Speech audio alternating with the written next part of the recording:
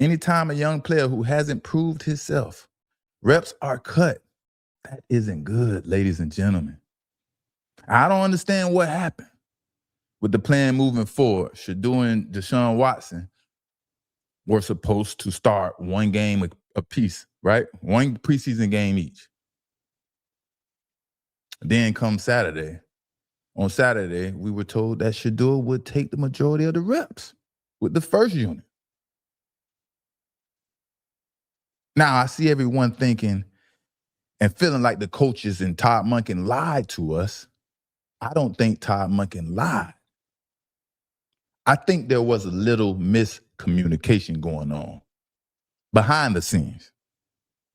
The sudden switch in the rotation came from the man who Todd Monken is dependent on to evaluate his quarterbacks and his offense pretty much. That's the actual offensive coordinator.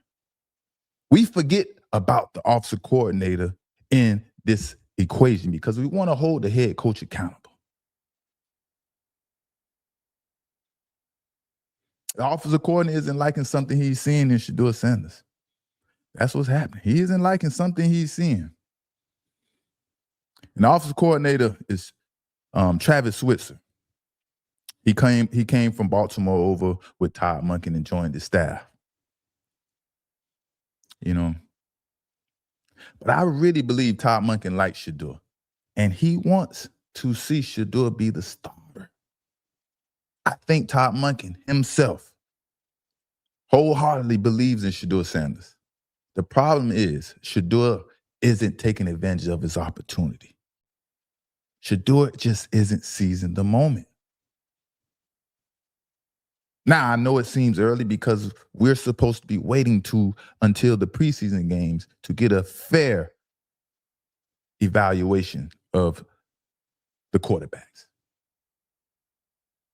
Now, I think Shedeur is making progress, but the bad habits he's developed over the years are hard for him to fix.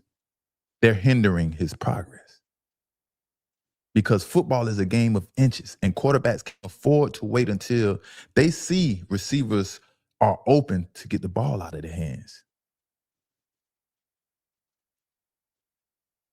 Quarterbacks have not even a 4-second clock. That's a bit long. Like 3.2 second clock in their head that they're supposed to get the ball out of their hands. Along with quick operations, quick releases, and so on and so forth. All of those things matter in the game of football because, like I said, it's a game of inches. You might see a defensive end coming around the corner, just beat the tackle, and barely just about to get to the ball. And by inches, he misses it, you know? You might see a defensive back break on an out route, and his hands barely miss the football, or he barely misses the interception. That's why it's a game of inches. But like I said, Shedeur isn't fixing the problems. He isn't fixing the problems fast enough. And at the end of the day, the problems that Shedeur has, the bad habits, it's starting to frustrate these coaches. Let's check it out. Too late. Hey, anticipate the throw. Anticipate the throw. Just make sure that your footwork times up with that Quavo so you can let it go on time. You got me? Anticipate it's open. Don't wait for it to be open. You got me? Get set. Get your feet set. Wideouts, get your feet set. Tell them we're taking liberties with this one. You got me? I know it's not installed. You got to throw the deep throw early so it's an explosive. You got me? You know, at the end of the day, I think, like I said, these coaches are getting frustrated. Shedeur, if you understand football, he isn't known for anticipating throws. He kind of wants to see the man open before he throws the ball. So he's learning how to anticipate throws and process things and get the ball out of his hands quickly. He's making progress, but it's just not fast enough. So you can hear the frustration in these coaches because I'm sure they've been talking about this all training camp. But for Shedeur, it comes down to, does his talent outweigh his bad habits?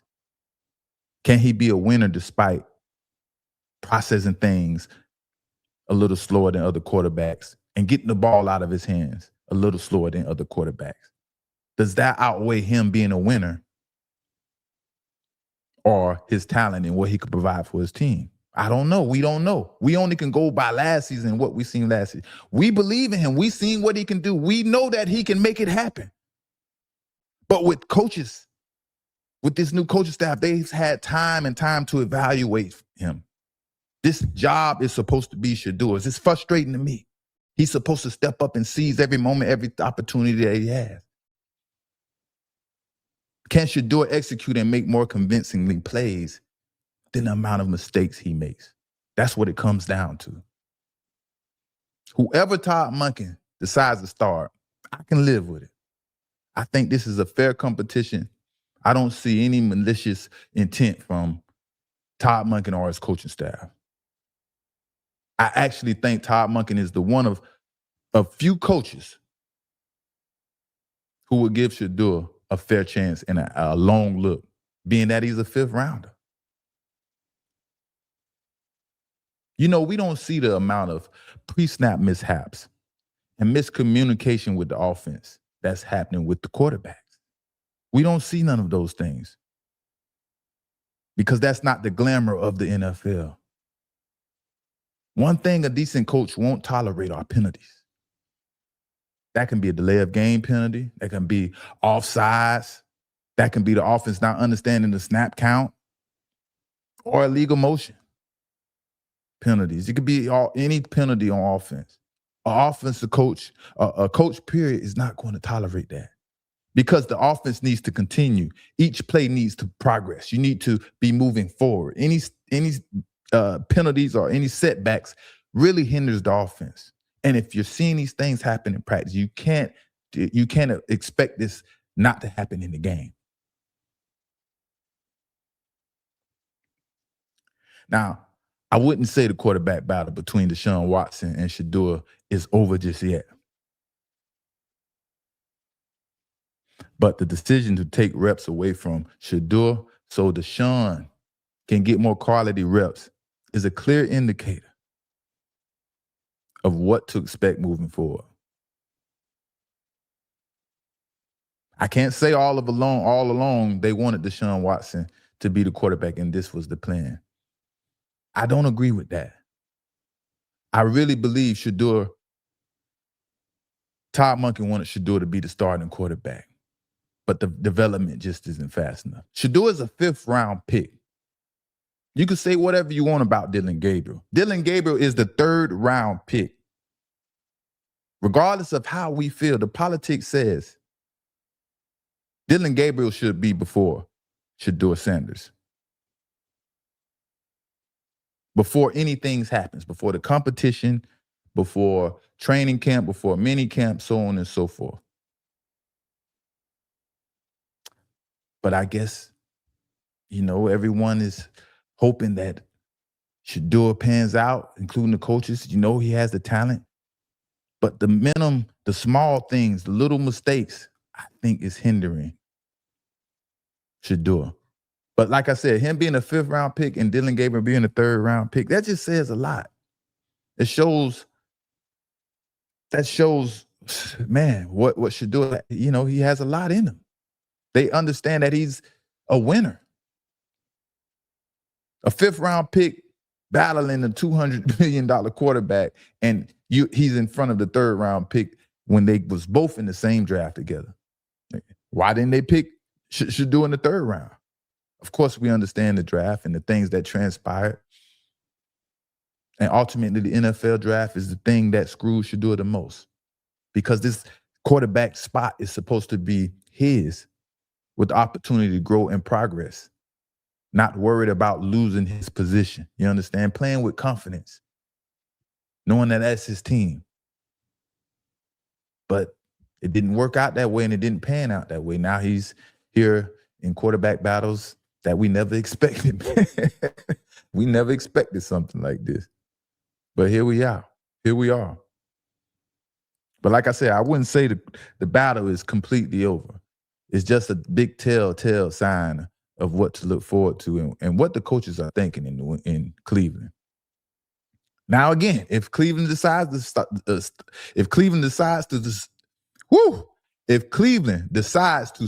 Deshaun Watson, what are the expectations? Can they win right now with Deshaun Watson? Do they plan on winning right now with Deshaun Watson? Or is Deshaun Watson in the plans for the future? Because if he can't win with him right now, what are you waiting on, Arch Manning? You always have to think about the golden boy, man. Arch Manning, man, as soon as the team lose 1 or 2 games, man, they're like, man, let me get to this draft and let me screw the season over so I can get Arch Manning. Our job will be safe for a while, and the talent that he brings to this team, we can't wait to deal with it. Can't wait to have this on our team. No, but can Deshaun Watson win right now? I think that's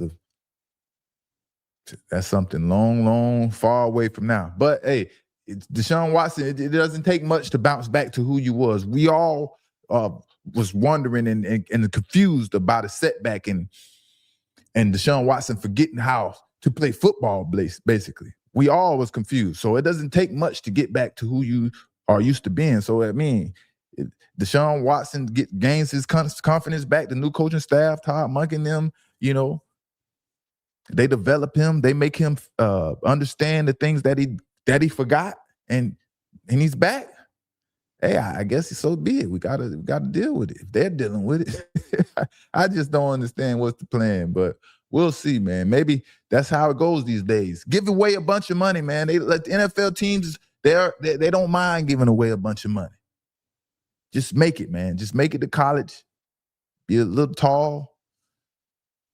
6'4", over 200 pounds, and prototype. You get paid, baby. But I think it was interesting to see. I don't know if y'all heard it, that Todd Monken state that Shadur has a stronger arm than Deshaun Watson. During the draft process, one of the narratives was Shadur Sanders has a weak arm. So I thought that was interesting. Now when I see Todd Monken talking, and he's talking about Shadur Sanders getting better, and it's hard for a playmaker like Shadur Sanders to check the ball down and, get rid of the ball fast and find those little out routes and those check down routes because he's such a playmaker. He always wants to make a play. So now that I understand what's going on, those are the development type conversations that we're having that Todd Monken is having when he's talking about Shadur. He hasn't really talking about Shadur as the starting quarterback. He's just talking about Shadur overall, uplifting him, giving us something to look forward to because we all want to hear about Shadur Sanders, right? So that's what it is. Now with Jerry Jeudy, Jerry Jeudy rumors, trade rumors are surfacing, What do the Cleveland Browns should do? What should the Cleveland Browns do with Jerry Jeudy? Is it time for Cleveland to move on from Jerry Jeudy? Has he overstayed his welcome? A very talented player coming out of college with very high expectations. But he's come into the league and he has been problematic. Since he's come into the league, he's been nothing but problems. Had a very good season a couple of years ago, And drops, man. The ultimate thing you can't do as a wide receiver, he has problems with. He has drops. An exceptional route runner. Jerry Jeudy, I don't know what to say, man. I think it's time for Jerry Jeudy to go. I don't think he fits the Cleveland Browns standards. I think the 49ers would be a good candidate for Jerry Jeudy. He's still young and he's still physically in his prime, and being that 49ers are older, much, much older in the wide receiver category, not just in age, in physical speed and physical attributes as well, right? You got Mike Evans, then you got Deebo Samuels. Those guys aren't really, they're far from their prime, right? And you're not worried about speed with those two guys. So if Jerry Jeudy, man, if the San Francisco 49ers was pretty smart, man, even though Jerry Jeudy's value has dropped tremendously, you can end up giving up a 4th, 5th round pick and add a horse to the stable, man, basically, and help Brock Purdy, because Brock Purdy, man, it's going to be rough out there for Brock Purdy this season, being that he has to deal with these older receivers. But Mike Evans is a vet, and he knows how to get it done. But I don't know, man. Jerry Jeudy, we had so much more expectations for Jerry Jeudy, and he just isn't delivering. Then don't forget about the receivers that has come to the team in Cleveland, right? Got the additions of the young receivers. Jerry Jeudy, man, he might need to step aside. You have KC Concepcion, right? You got KC Concepcion. He was a first round. Then you got Denzel Boston. He was selected in the second round. Those guys is lighting it up in training camp. That's all you heard was Denzel Boston and KC Concepcion, along with Isaiah Bond. Isaiah Bond, if you forget about Isaiah Bond, man, he was a top talent when he was coming out of college, the University of Texas, and he got caught up in some trouble. And that messed him up in the draft. Then once once his name got cleared and things like that, then he was signed in free agency like a second rounder by the Browns because they knew the talent that Isaiah Brown had. The trouble, the off the field trouble just bothered him, so there's a lot of talent in Cleveland that's just waiting to be unleashed at the wide receiver position. So I don't know. We're going to see if Jerry Jeudy fits in this equation, regardless if Deshaun Watson or Shadur Sanders is the quarterback. We'll have to just wait and see, man. So I don't know, man. I don't know what's going on up there in Cleveland, but I don't think it's looking good for Shadur. The issue, I don't want to talk about it. I don't want to give it too much light right now. I want to wait till tomorrow to see what Todd Monken has to say, to see if Todd Monken has something to say that makes sense from what he told us about Shadur, taking all the reps on Saturday to him supposed to be the starting quarterback in one of the preseason games, Now is it a battle for the number 2 spot for Shadur Sanders? Is Shadur in a battle with Dylan Gabriel for the number 2 spot? Back to square one, man. That would be some mess right there. That would be some hard to deal with.